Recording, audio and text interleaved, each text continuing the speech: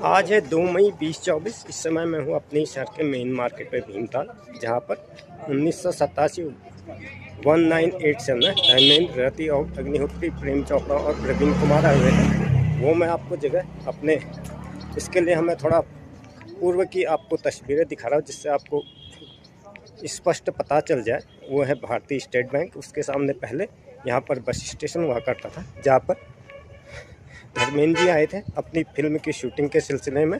हुकूमत फिल्म थी और उस समय मैं था लगभग 7-8 साल का रहा हुआ। इस बात को लगभग 35 साल बीत चुका है। तो हम डायरेक्ट लोकेशन पे चलते हैं और वर्तमान स्थिति देखते हैं और पूर्व के क्लिप को उसके साथ मिलाकर आपको पूरी स्थिति बताता हूँ। तो ये फाइट सीन हो रहा धर्मेंद्र जी का प्रवीण कुमार जी के साथ, जो महाभारत में भीम बने थे। वर्तमान में वो भी नहीं है। यहाँ पे काफी भीड़ लग गई थी उस टाइम में। यहाँ पे दुमका जी की दुकान, भारतीय स्टेट बैंक, उस टाइम में साइकिल एक शाही सवारी होती थी। स्टेट बैंक में एक ही साइकिल भी अर्जेंट में रखी जाती है। 2 या 3 साइकिल थी, जो कि एक स्टेटस सिंबल भी। धर्मेंद्र जी का एक सीक्रेट रोल था कि वो एक पुलिस ऑफिसर बनते हैं, जो कि गुप्त रूप से यहाँ पर आते हैं। इस शहर का नाम फिल्म में शांति नगर रखा हुआ था और यहाँ पर एक बस स्टेशन हुआ करता था, जहाँ पर जिसके सामने फिल्म की शूटिंग हुई थी।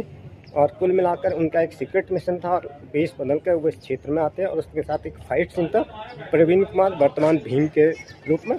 ये मैं भारतीय स्टेट बैंक के पास में आ गया हूँ। मैं बैक कैमरे से वर्तमान समय की लोकेशन दिखाता हूँ और साथ में साथ उस समय की लोकेशन में आपको पुराने समय में ले चलता हूँ। फिल्म में धर्मेंद्र के अलावा रति अग्निहोत्री के साथ में महाभारत में भीम, जिनकी अब डेथ हो चुकी है, प्रवीण कुमार भी रहे। तो इस तरीके से मैं आपको पूरी लोकेशन दिखाते हुए आपको इस लोकेशन में ले आया हूँ, जहाँ पर 1987 सन की बात है। धर्मेंद्र, शम्मी कपूर, प्रेम चोपड़ा, प्रवीण कुमार, रति अग्निहोत्री, काफ़ी सारे कलाकार यहाँ पर आए होते हैं। जिसमें धर्मेंद्र जी का एक किसी पुलिस ऑफिसर का रोल था, जो कि वेश बदल कर यहाँ पर आते हैं और यहाँ पर पुलिस के ही द्वारा जो कार्यवाही की जाती है अथवा अत्याचार किया था, उसके खिलाफ लड़ाई लड़ते हैं। लास्ट में तालाब के ठीक सामने के छोर से, जिसको हम वर्तमान में डांट की चढ़ाई कहते हैं, वहाँ से भाग कर आने का सीन था।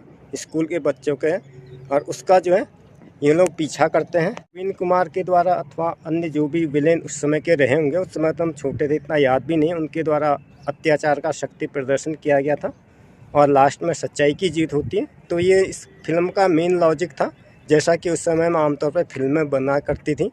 और इस जगह का नाम शांति नगर रखा गया था। तो मैं आपको उस समय में ले जाने के लिए कुछ सामने वीडियो क्लिप भी लगा लेता हूँ, जिससे कि आप जो भी यहाँ के स्थानीय रहने वाले अथवा लोकल ऑडियंस है, वो वर्तमान स्थिति को जान सकें और पहचान सके कि तब का यह शहर भीमताल और अब के भीमताल में कितना बदलाव आ चुका है। तो दोस्तों, इस तरह से मैंने मेन वीडियो क्लिप लगा दी। इसकी मैं ओरिजिनल साउंड नहीं सुना सकता हूँ। ये तो स्कूल के बच्चे, जो प्रताप भैया का हमारा स्कूल हुआ करता था लाल और सफ़ेद कलर में, इसको वर्तमान में डांट की चढ़ाई कहते हैं, जहाँ से गाड़ियों को दौड़ाया गया था। चढ़ाई अब भी है, लेकिन इस स्थान को दुमका भवन कहते हैं। अब ये शायद दुकान बदल गया, गिफ्ट सेंटर हो गया। उसके सामने धर्मेंद्र जी खड़े, जैसा कि आप देख पा रहे। और यहाँ से कुछ गुंडे वगैरह पीछा करते हैं। सामने इसको बचाने की कोशिश करता धर्मेंद्र, बूढ़े अंकल को गाड़ी से दबाने की कोशिश करता। साथ में भारतीय स्टेट बैंक का आप स्पष्ट रूप से देख पा रहे। ये विलेन है, मेरे ख्याल से ये वही है जो महाभारत में भीम बने हुए थे, प्रवीण कुमार। इनका भी देहांत तो हो चुका था 75 साल की वर्ष में, लॉकडाउन के ही टाइम में।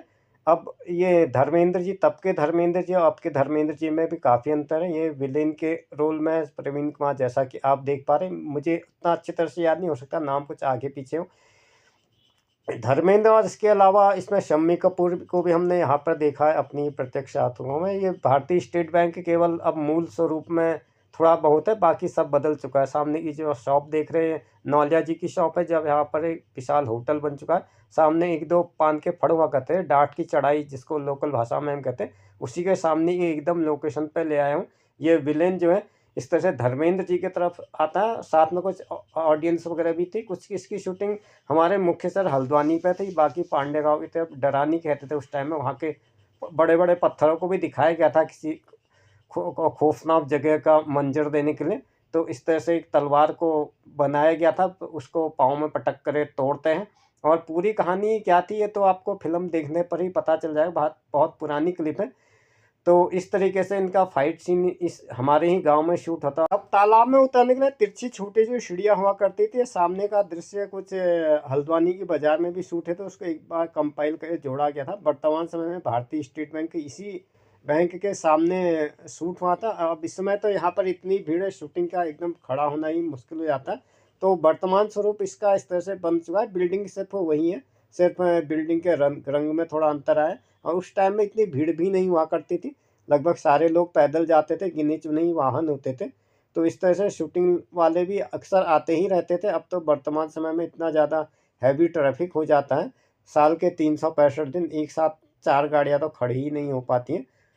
तो ये है फिर वर्तमान समय का। और जहाँ से ये लाल रंग की गाड़ियाँ, जैसा कि आपने क्लिप में देखा, दौड़ाई गई थी, वो उसको हम वर्तमान समय में डाट की चढ़ाई कहते हैं। डाक बंगला इसी के सामने एकदम चढ़ाई पर। और ये जो सीढ़ीनुमा संरचना, यहाँ पे नौलिया जी की चाय की दुकान हुआ करती थी, वो भी आपको क्लिप में दिखाया होगा उसको कुछ हिस्सा। अगर आप लोकल रहने वाले, बाहर वालों को तो इतना पता भी जाए। चढ़ाई सेम टू सेम रही है। ये गोलाईनुमा संरचना भी कुछ पहले की है, बाकी बिल्डिंग में काफ़ी बदलाव हुआ। ये छतों का डिजाइन भी इसी तरह से, जैसा कि आप देख रहे हैं, वी शेप में टिन की छतें और खिड़की और दरवाजे के आगे इसको वी की आकृति को बढ़ा दिया जाता है, ताकि बर्फ़ और पानी जो है, बर्फ़ का पानी छतों में ना अटके। इस तरह से बिल्डिंग का डिजाइन भी वही है और चढ़ाई भी वही है। थोड़ा सा ये वाली बिल्डिंग में थोड़ा अंतर हुआ है। ज़्यादातर यहाँ पर उस टाइम में गैस तो चलती नहीं थी, तो लोग लकड़ी के द्वारा खाना बनाया जाता था, लकड़ी की भट्टियाँ ही होती थी। तो इस तरह से थे। आज का ये छोटा सा ब्लॉग था, ज़्यादा तो आजकल समय मिल भी नहीं पाता है। स्कूलों में भी कुछ अध्यापन कार्य चलता है और साथ में कृषि कार्य की भी अधिकता बढ़ने लगी। जैसे ही फिर भी आप लोगों द्वारा जो भी रिस्पॉन्स दिया जाता है, उसके लिए I would like to thanks once again.